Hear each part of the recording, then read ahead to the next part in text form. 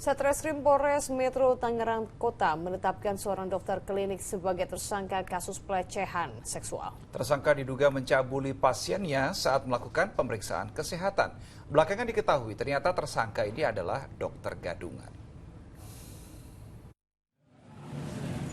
Tim Inafis Satreskrim Polres Metro Tangerang Kota melakukan olah tempat kejadian perkara di sebuah klinik di Kota Tangerang, Banten.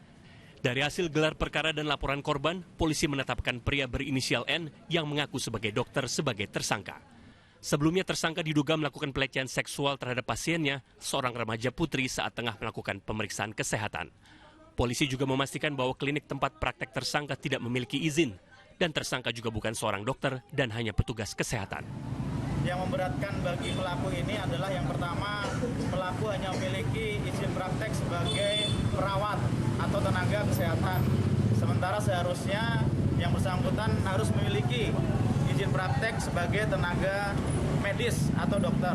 Kemudian yang kedua, bahwa klinik yang digunakan untuk praktek ini izinnya sudah mati di tahun 2022, sehingga harusnya diperpanjang.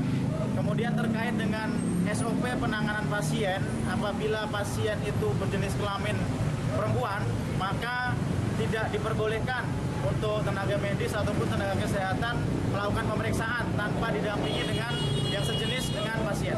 Diduga masih banyak lagi korban dari tersangka, sehingga polisi membuka posko pengaduan. Tersangka akan dijerat pasal Undang-Undang tentang tindakan pidana kekerasan seksual dengan ancaman hukuman 12 tahun penjara dan denda Rp300 juta. Taufik Saleh melaporkan dari Tangerang, Banten.